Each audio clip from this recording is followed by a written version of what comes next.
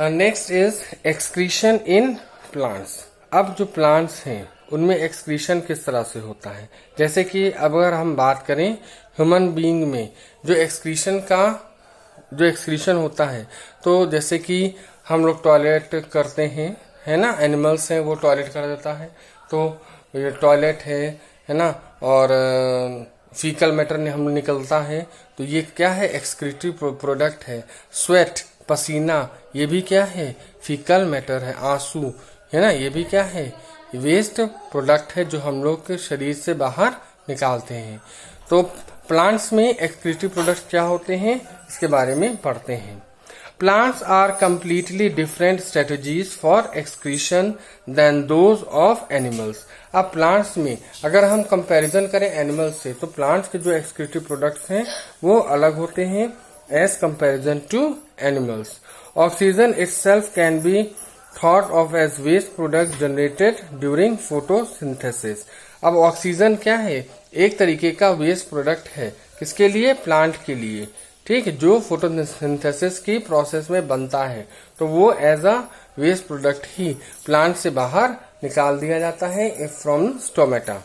ठीक, we have discussed earlier how plants deal with oxygen as well as carbon dioxide.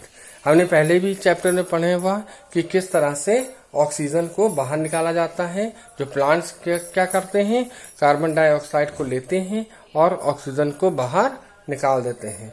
ठीक है, they can get rid of excess water by transpiration. अगर पेड़ों में excess water आता है तो ट्रांसपिरेशन के मेथड के द्वारा क्या हो जाता है, इवापोरेट करके बाहर निकाल दिया जाता है।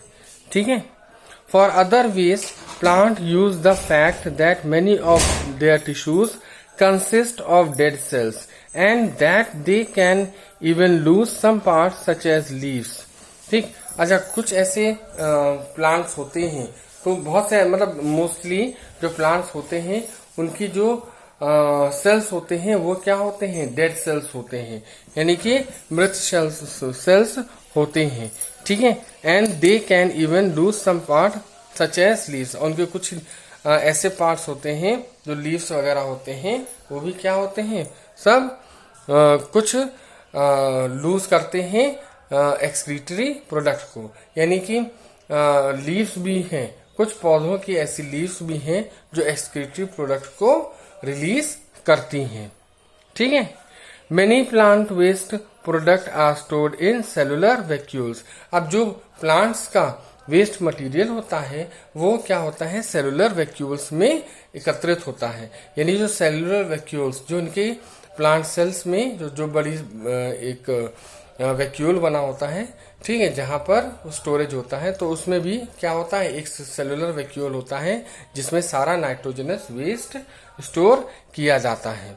Waste product may be stored in leaves that fall off. अब वेस्ट, कुछ ऐसे वेस्ट प्रोडक्ट होते हैं जो लीफ में स्टोर किए जाते हैं, उसके बाद वो लीफ क्या होती है, उस पेड़ से या उस पौधे से अलग हो जाती है।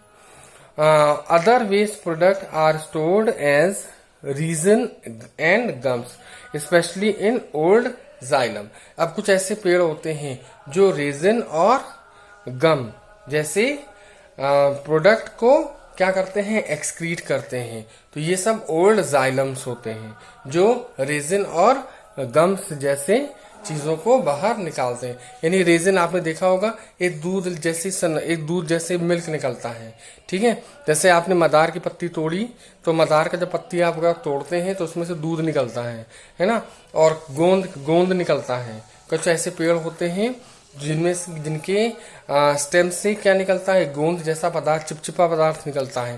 तो ये सब क्या है, ये सब एक्सक्रीटरी प्रोडक्ट है प्लांट्स के, जो क्या करता है, प्लांट अपने शरीर मतलब अपने पार्ट से बाहर निकाल देता है। ठीक है, तो ये सब एक्सक्रीटरी प्रोडक्ट होते हैं।